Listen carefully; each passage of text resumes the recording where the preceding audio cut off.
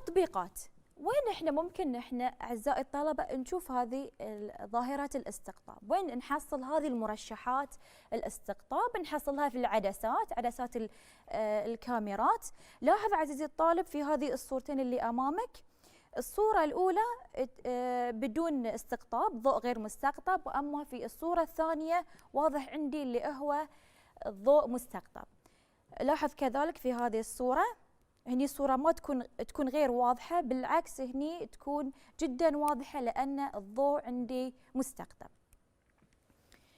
تطبيقات أخرى كذلك للاستقطاب نفس ما ذكرنا، هني العدسات. لاحظ جودة الرؤية الواضحة شلون بين لما تكون في عندي اللي هي المرشح الاستقطاب، كذلك في النظارات، كذلك في اللي هو عندي شاشات التلفزيون.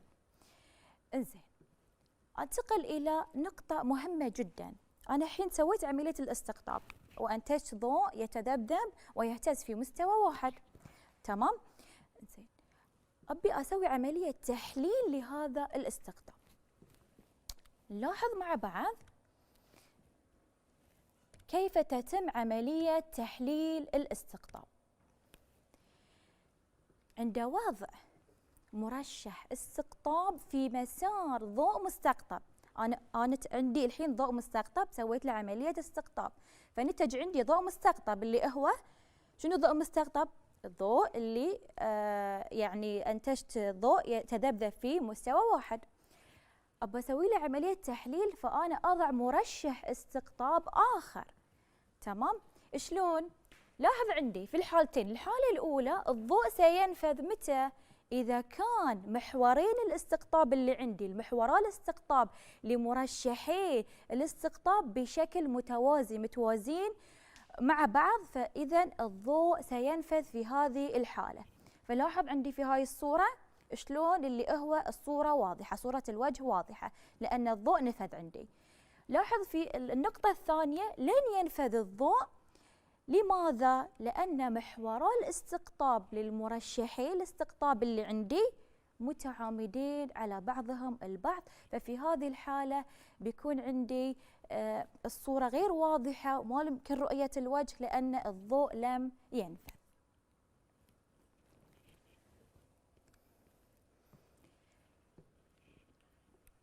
ذكرنا في هذا التحليل الاستقطاب، نظرنا إلى جانب الاستقطاب وظاهرة الاستقطاب كمفهوم نظري. الآن ننتقل إلى التطبيق العملي لظاهرة الاستقطاب. عندنا قانون فيزيائي لعالم فيزيائي اسمه عالم مالوس. ماذا يقول هذا القانون؟ قانون مالوس يذكر بأن شدة الضوء الخارج من مرشح الاستقطاب الثاني تساوي اللي هي أنا برمز لها بالآي 2، شدة الضوء الخارج من مرشح الاستقطاب الثاني I2 تساوي ماذا؟ تساوي شدة الضوء الخارج من مرشح الاستقطاب الأول، برمز له بالرمز I1، مضروبا في مربع جيب تمام الزاوية المحصورة بين محوري استقطاب المرشحين اللي هي عندي ثيتا. لاحظ عندي هنا رسم توضيحي للمرشح الأول والمرشح الثاني والضوء المستقطب. فنذكر بأن الآي 2 هي شدة الضوء الخارج من مرشح الاستقطاب الثاني، والآي 1 هي شدة الضوء الخارج من مرشح الاستقطاب الأول. الثيتا وهي الزاوية المحصورة بين محوري استقطاب المرشحين. هذه القانون اللي عندي ضروري جدا، هاي القانون ان انا افهم تركيبة العناصر هذا القانون لكي اقوم بالتطبيق بشكل صحيح. ملاحظات مهمة للتركيز على هذا القانون، استخدمه متى ممكن استخدم هاي القانون؟ للأضواء المستقطبة فقط. لما يكون عندي اوريدي انا ضوء مستقطب فسأقوم بتحليله، فإذا بستخدم قانون مالوس في الاستقطاب. كذلك عزيزي الطالب عندي ملاحظة مهمة جدا بأن الضوء الغير مستقطب ركز معاي بأن الضوء الغير مستقطب يفقد نصف شدته عند مروره من مرشح الاستقطاب.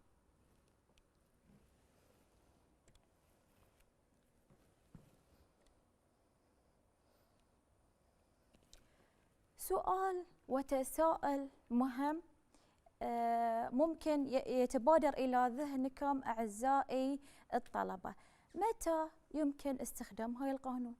الحين تقولون لنا في قانون فيزيائي واستقطاب وقانون مالوس، متى أنا بستخدم ذي القانون؟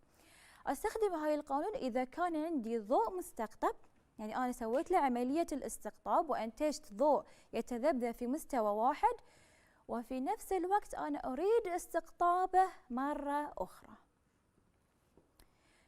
ملاحظة مهمة، نلاحظ بأن عند استخدام مرشحي استقطاب شدة الضوء الخارج من المرشح الأخير اللي هو المرشح الثاني اللي بستخدمه يعتمد على الزاوية المحصورة بين محوري الاستقطاب لمرشحي الاستقطاب اللي هي الثيتا. واضح؟ تمام. عندنا تمرين نبي نطبق القانون اللي ذكرنا، واحنا تعودنا في اي مسألة فيزيائية تكون عندي مسألة لفظية انا بحولها وبترجم هذه المسألة اللفظية الى مصطلحات الفيزيائية والكميات الفيزيائية اللي عندي عشان ممكن ان انا اقدر اطبق القانون. بطلع المعطيات اللي عندي واشوف شنو المجهول او المطلوب. يلا يقول السؤال: إذا كانت شدة الضوء الخارجة من مرشح الاستقطاب الثاني تساوي 0.75 من شدة الضوء الخارجة من مرشح الاستقطاب الأول، فاحسب الزاوية المحصورة بين محوري استقطاب المرشحين. فإذا عندي المعطى الأول عندي قال لي I2 شدة الضوء الخارج من مرشح الاستقطاب الثاني تساوي 0.75 من شدة الضوء الخارج من المرشح الأول. يعني أنا بتوصل إلى هذه المعطى بأن I2 تساوي 0.75 I1. إنزين، ثم طلب مني أحسب الزاوية، فإذا المجهول عندي ثيتا. ثيتا هي المجهول. زين، شو بسوي؟ بكتب القانون. القانون شو بيقول؟ I2 تساوي I1 كوساين تربيع ثيتا. تمام؟ انزين، I2 شو بعوض عنها؟ باي هني حق هذه اللي هي I2 تساوي 0.7 I1، واقول I2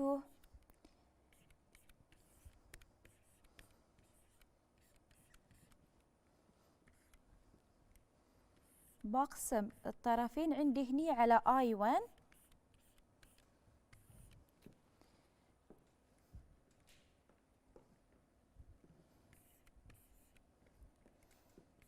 فبقول I2 على I1 يساوي 0.75. اوكي، حليت المسألة؟ لا، للحين انا ما خلصت الحل. انزين، ارجع مرة ثانية الى المعادلة اللي عندي او القانون، بعوض عنه شلون؟ بقول I2 نفس الشيء على I1 تساوي كوساين تربيع الثيتا. فأنا ايش سويت؟ قسمت الطرف الأول هني على I1 وقسمت هني على I1، فبعوض بقيمة I2 على I1 ب 0.75، فبيصير عندي 0.75 تساوي كوساين تربيع الثيتا. انزين، واضح؟ الحين انا المجهول عندي الثيتا، فايش بسوي؟ ثيتا بتكون عندي هني، باخذ اللي هو عندي تربيع، انا احتاج اتخلص من التربيع، فباخذ اللي هو الجذر انفرس حق الثيتا، لأنه كوساين تربيع فبيصير اللي هو عندي الجذر. انزين بدخله عندي في الكالكوليتر في الحاسبة دايركت، بتطلع لي قيمة الثيتا راح تساوي 30. واضح حل التمرين؟ تعويض بالقانون، ولكن الفكرة كانت هني اللي هو بقسم على الاي 1 واي 1 لان عندي اوريدي اثنينهم مجهولين، ما عندي قيمة ثابتة للاي 2 والاي 1. واضح؟ سؤال آخر تساؤل يقول لي يضع مصورو الفوتوغراف مرشحات استقطاب فوق عدسات الكاميرا لكي تبدو الغيوم أكثر وضوح. إنزين، فتبدو الغيوم بيضاء في حين تبدو السماء داكنة بصورة أكبر. شلون أوضح هذه الفكرة من خلال معرفتي بالضوء المستقطب؟ يلا نفكر شوي.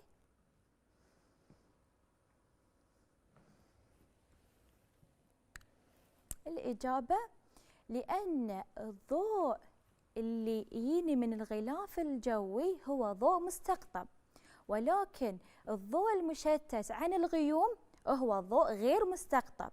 فالمصور ايش بيسوي في هاي الحالة؟ يقلل كمية الضوء المستقطب اللي يصل إلى عندي الفيلم عن طريق تدوير الفلتر اللي هو نفس ما ذكرنا مرشح الاستقطاب. أعزائي الطلاب، انتهينا من هذه الجزئية في الدرس الطبيعة الموجية للضوء. المرة القادمة إن شاء الله راح نكمل على هذا الدرس في الجزئية الأخرى. شكرا لحسن استماعكم.